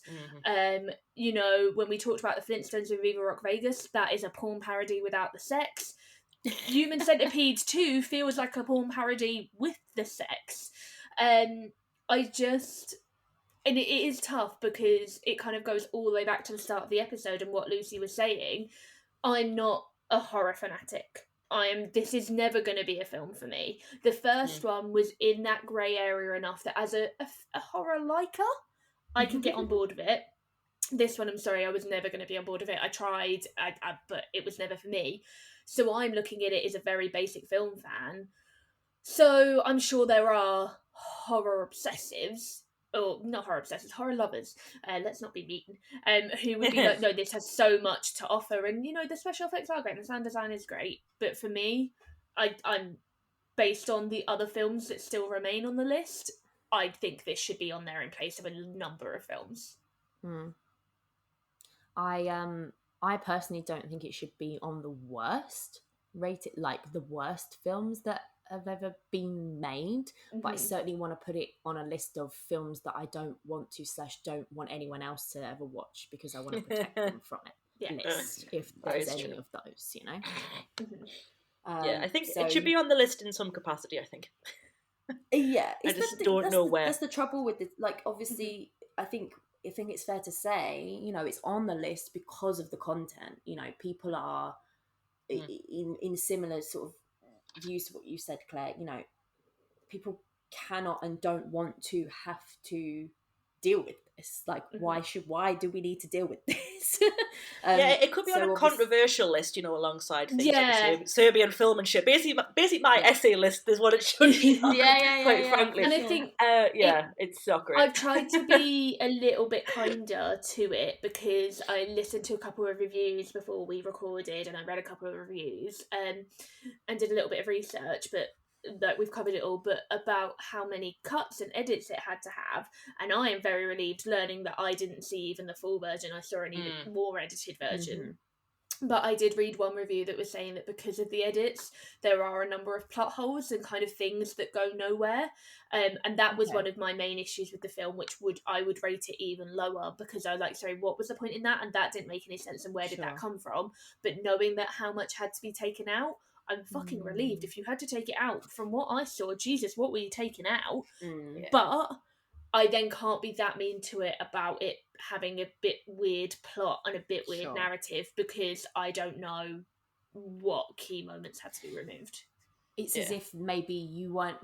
It's hard for you to judge it when you haven't seen it in its full entirety of its intended...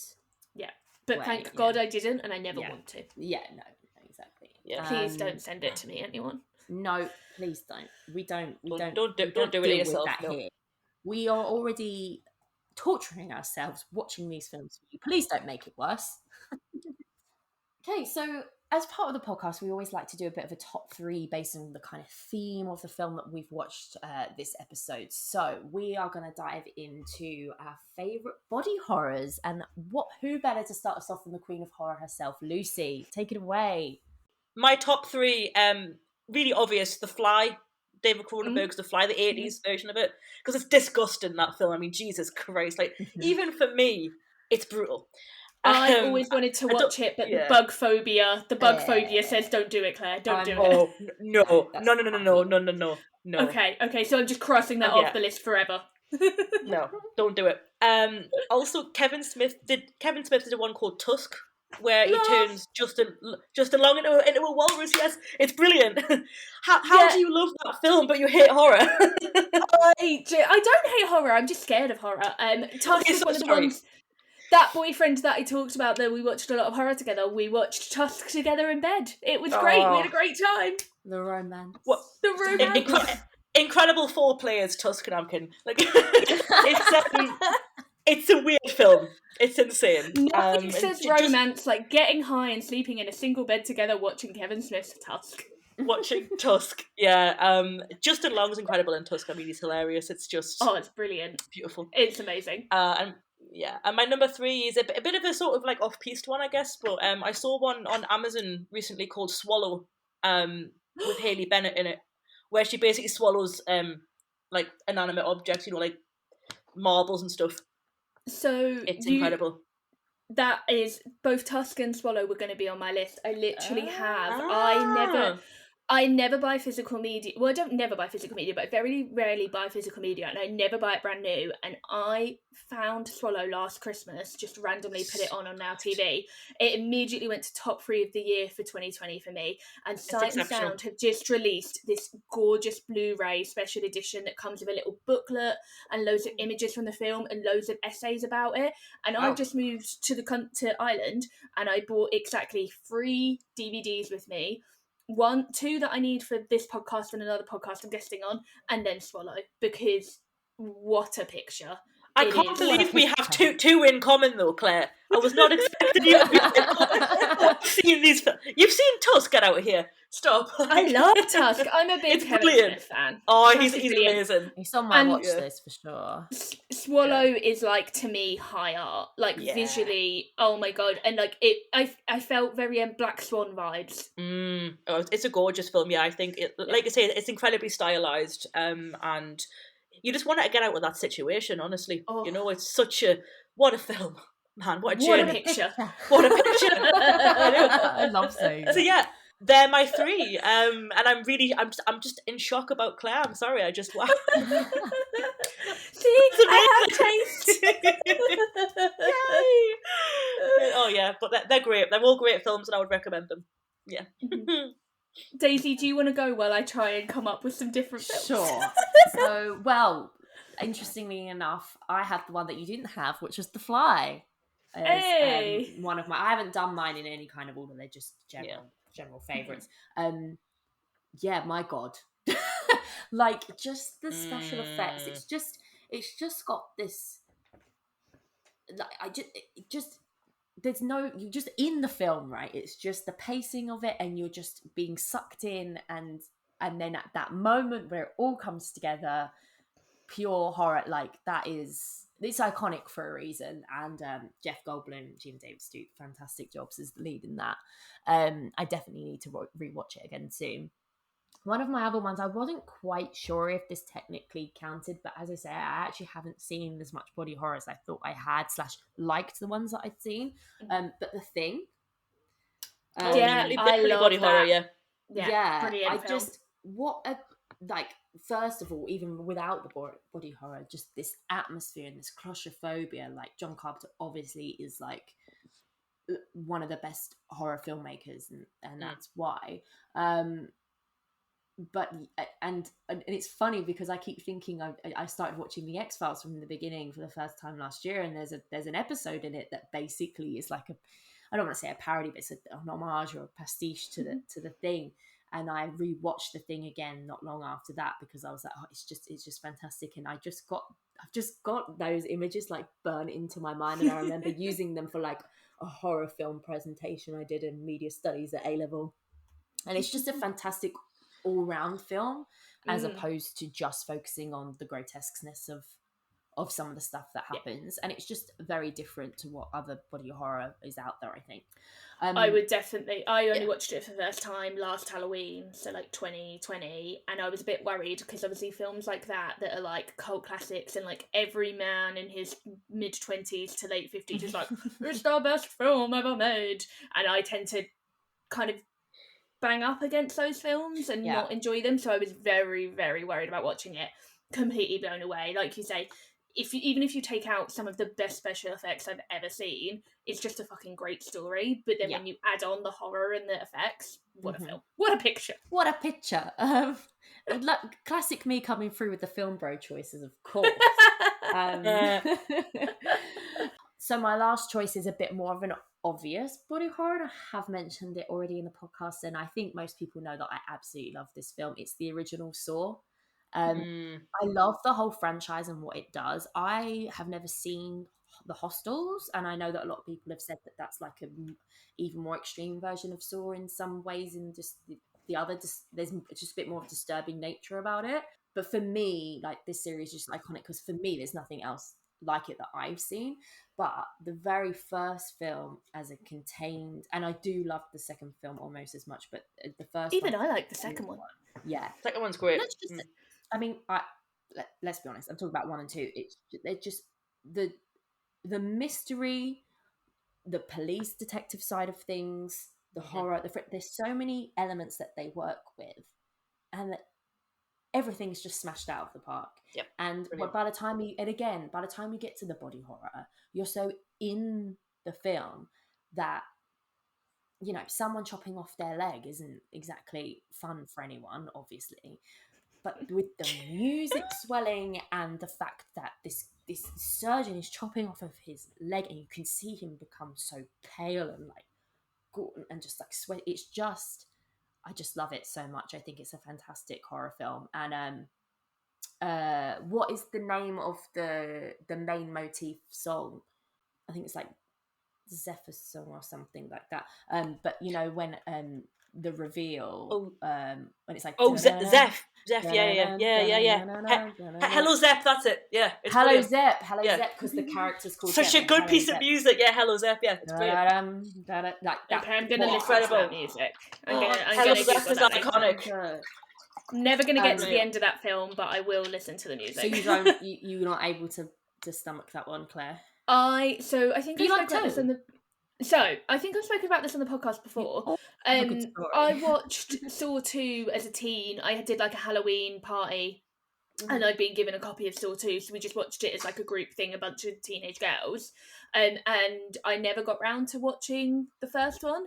And last Halloween, the same time I watched The Thing, I went on a little bit of a non-scene horror binge. So I watched The Thing, I watched Rosemary's Baby, I watched a woman walks home in the dark, or a lady walks home in the dark. The girl walks home at night. You're close. Very, very close. None of this is right. I was trying to watch like a vampire film, a body horror film, a witch film. I was trying to do one of everything of films I hadn't seen before.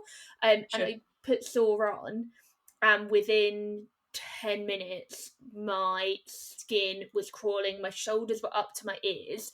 My living room layout, my sofa is in the middle of the room because it's half a living room, half a dining room. So if I'm watching a horror film, I want my head to be against a wall.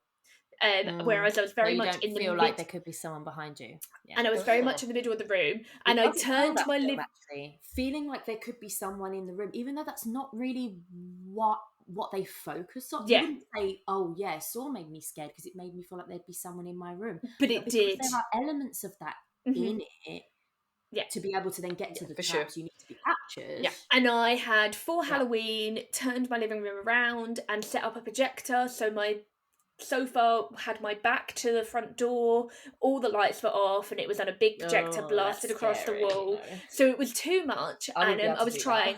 I was really trying, and I was being really freaked out, and I was watching it on it was a legal stream, but it was through my work where we had access to all of these pre-recorded films, and halfway it was recorded off like ITV2 or something, and they used to stop in the middle for the news and then record and then the rest of it would come on after the news. They had not recorded the bit after the news, so it stopped like an hour in, and I literally was so relieved. I wanted to cry, and I did look to see if I could legally find another version of it, and I couldn't, and I went, thank fucking God, I don't care.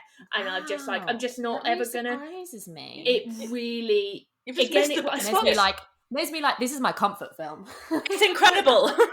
I have a jigsaw piece tattooed on me. I fucking love this film. Oh yeah, you showed me. Yeah, of course. Yeah. It's on my ankle. Yeah, I'm weird like that. Again, like I talk about the fact that I freak myself out watching horror films, that like it's all in my head. So yeah, Claire, you know that you freak yourself out watching horror films, so why not turn your sofa around the wrong way and turn all the lights off and make it really dark and scary? Though I do commend you for you put yourself in the right, like, I don't know, you just get yourself in these situations to really experience this stuff. Whereas I'm like, yeah, it's my comfort film, but I will turn the light on after I'm finished. Let's not get it twisted. Like I will be watching The Simpsons before I go to bed. Thank you very much.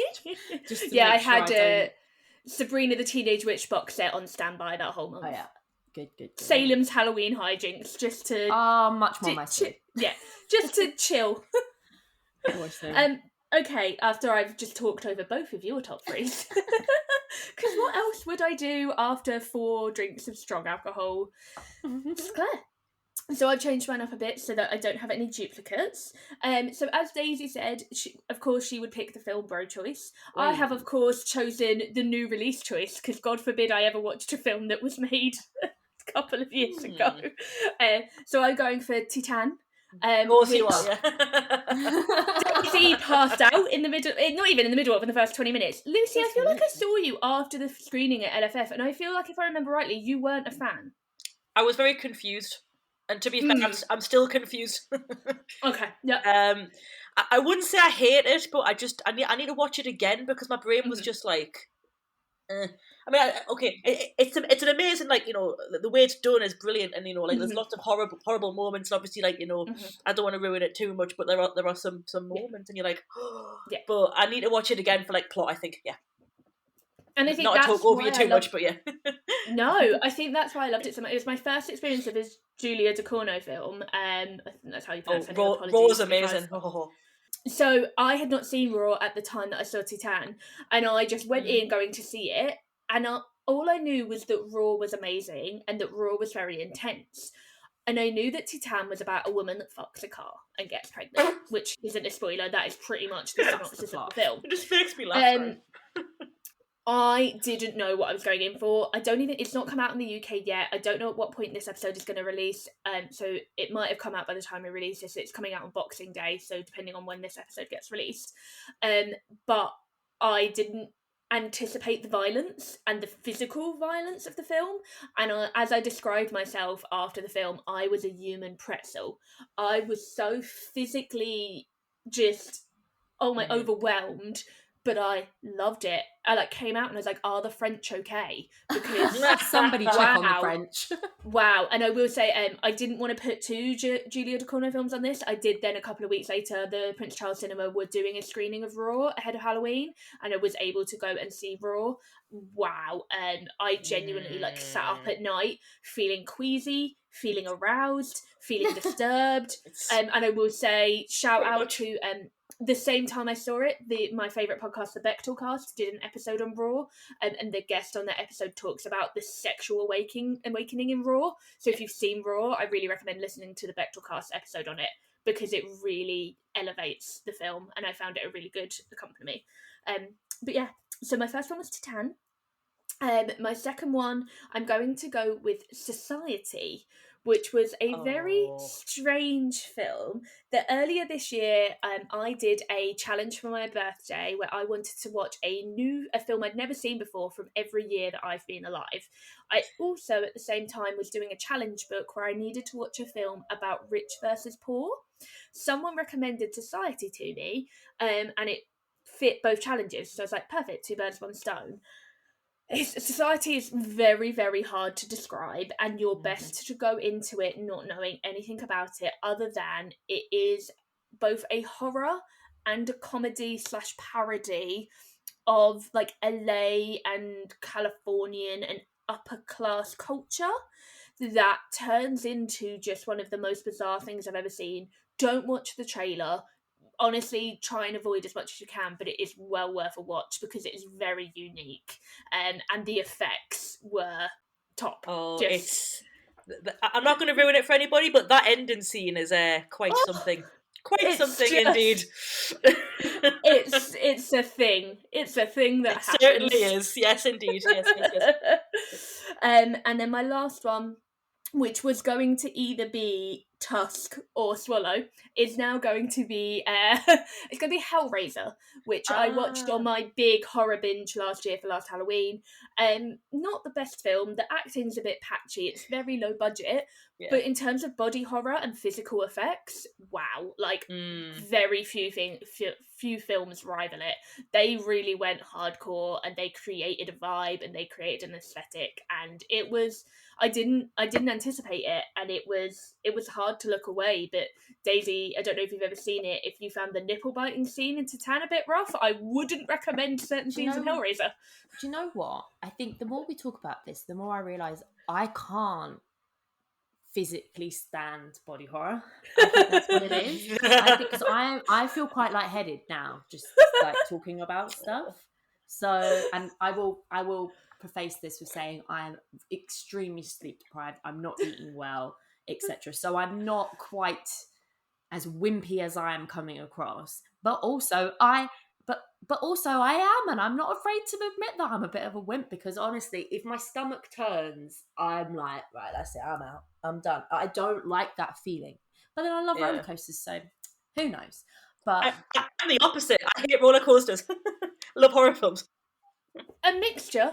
The Saw roller coaster at Fort Park is probably one of the best roller coasters I've ever been on. I can't do it. Meet I in can't the do middle. it. No, I love it. No. But then Billy comes out on his little bike and says hello to you. It's great. I just remembered. Yeah, the Saw ride at Thorpe Park is fantastic. It's Can't fantastic. do the mazes though. Oh my god, no. I cry in the queues of mazes and then I leave. That's wouldn't even attempt to do the maze. I don't need that in my life. No. I would do the maze, but I wouldn't do the roller coaster. You see, I don't want to do the roller coaster because I'm like, no! But yeah, because I feel unsafe. I'm up there. See, I'm the opposite, because I feel, whilst roller coasters do really scare me because you are up there, it's never the going down on the roller coaster that scares me, it's the going up. But I'm strapped in and I can hold on to my bar and I can close my eyes. In a maze, there's no harness, there's no safe seat. Someone can just fucking come at me from wherever. Yeah, but it's not, they're all actors though, it's fine. Yeah, but I might have a heart attack and die. It's a possibility. Oh my god, incredible! Well, I think we've all learned what each of our limits are, and they're all different. They are all different. We've learned a lot today. We've learned a lot. We have learned a lot, and I'm so intrigued to find out more, like from the listeners, like what are your limits? What can you do, and what can you not stomach?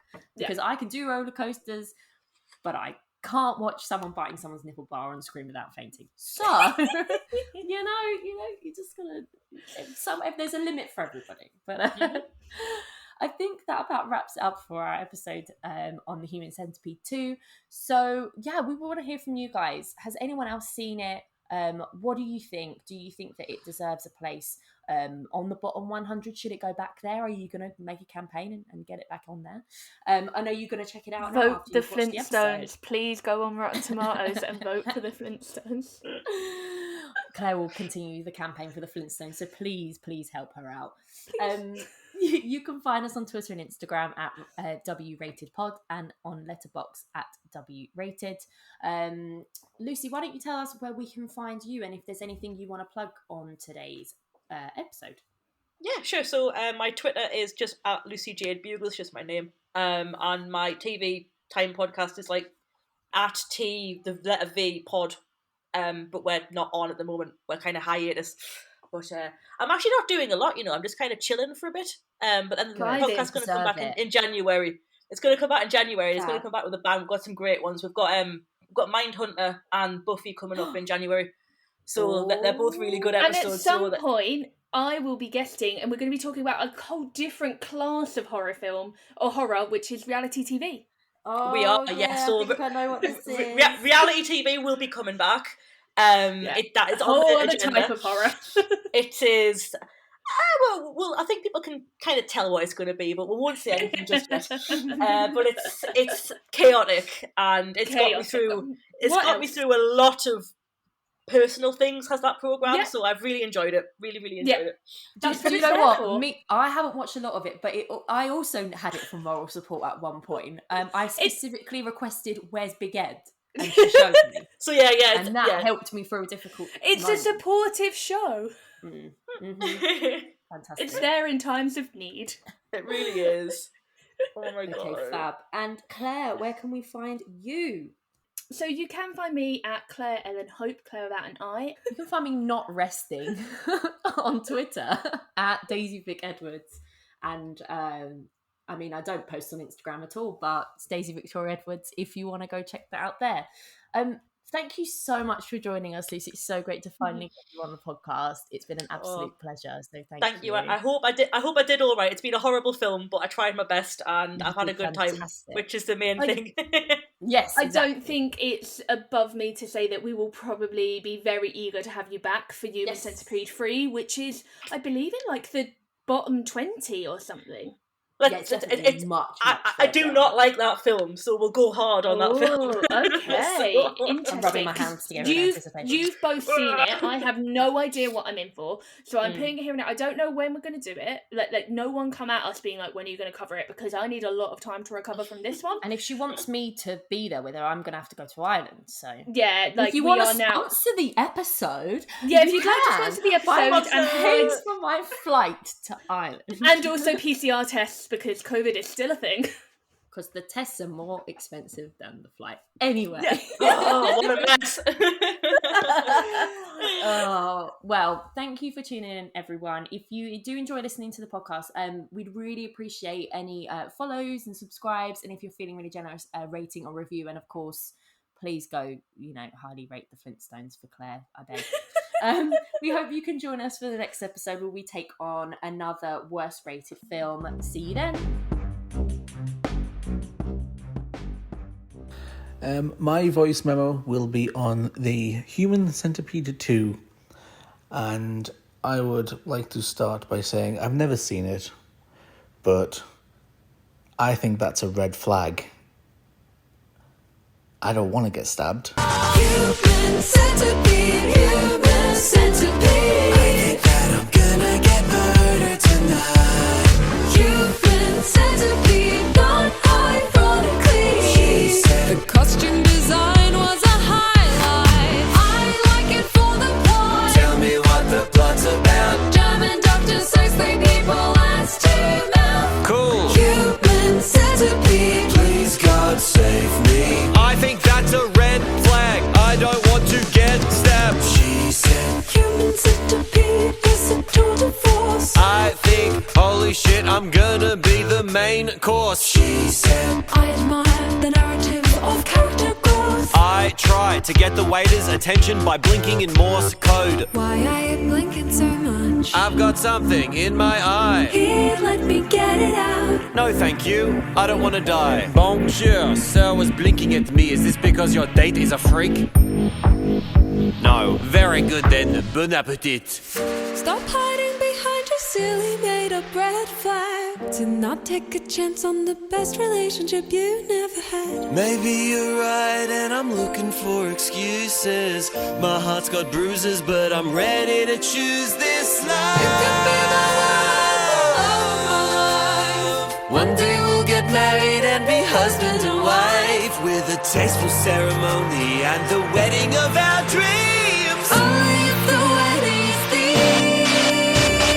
Tell me what the thing's gonna be.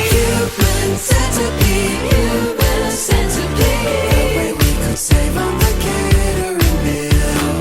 Human centipede, only one mouth to feed. If you are the best man, you know the deal. Pucker up.